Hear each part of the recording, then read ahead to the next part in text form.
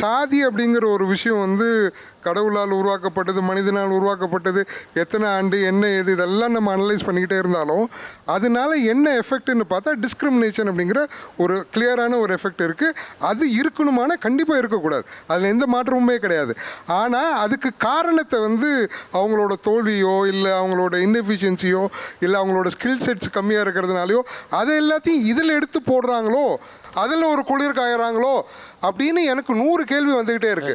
இன்எஃபிஷியன்சியை தூக்கி பழியாக போடுறதுன்றதே பெரிய பழி. அதை நீங்கள் ரொம்ப ரொம்ப வேகமாக போடுறீங்க, அது ரொம்ப தப்பானது. இன்எஃபிஷியன்சி கிடையாது. நீங்கள் வந்து அந்த இடத்த பிடிச்சி வச்சுருக்கீங்க. அந்த இடத்துல ஒரே சமூகம் இருக்கிறது அல்லது பெரிய சாதின்னு தன்னை நம்பிக்கொள்கிற சமூகம் இருக்கிறத உடச்சி மேலே வரணும்னு முயற்சி பண்ணுறான்ல, அவன்கிட்ட இருக்கிற நியாயமான உரிமை கேள்விகள் எல்லாத்தையும் நீ இன்எஃபிஷியன்சியாக இருக்கேன்னு போய் சொல்கிறீங்க. நீட்டு கொண்டு வந்துட்டா அதில் இன்எஃபிஷியன்சின்னு போய் சொல்கிறீங்க. நான் வந்து ஒரு இடத்துலையும் வந்து நான் இதை ஏன் இங்கே இருக்கீங்கன்னு கேள்வி கேட்டால் நீ மட்டும் எப்படி இருக்க முடியும்னு கேட்டால் உனக்கு இன்எஃபிஷியன்சி சொல்கிறீங்க. கிரிக்கெட்டில் நீங்கள் மட்டும் எப்படி இருக்கீங்கன்னு கேட்டால் இன்எஃபிஷியன்சி சொல்கிறீங்க. நான் ஒரு கேள்வி கேட்குறேன்.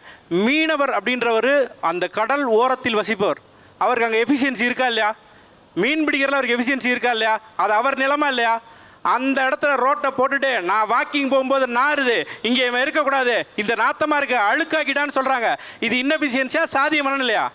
நீங்கள் என்ன சொல்ல வரீங்கன்னா அவன் இடத்துல ஒருத்தன் வாக்கிங் போகிறான், அவன் வந்து வேறு ஜாதியை சேர்ந்தவன், அவனுக்கு வந்து ஸ்மெல் வருது, அதனால் அங்கே தூக்கணும் அப்படின்னா அதை முடிவு பண்ணுறது யாருங்க? கடல் யாருக்கு சொந்தம்? இல்லை, யாருக்கு சொந்தம்? அரசாங்கம் தானுங்க. என்ன செய்யறோம்னா, ஒருத்தர் வேலிட் பாயிண்ட் எழுப்பின உடனே என்ன செஞ்சிடறோம்னா, இது ஐயோ அது அரசாங்கத்து வேலை, நான் என்ன செய்ய முடியும், நான் உங்கள் பக்கத்தில் நிற்க தான் வந்திருக்கேன் அப்படின்னு சொல்கிறது இருக்கு இல்லையா? அது இதுதான் ஒளிகிற வேலை. ஒருத்தர் மீன் பிடிக்கிறான், அந்த பக்கம் போடுற முதல்ல நாறுதுன்னு சொல்கிறதே தப்பு இல்லை சார்.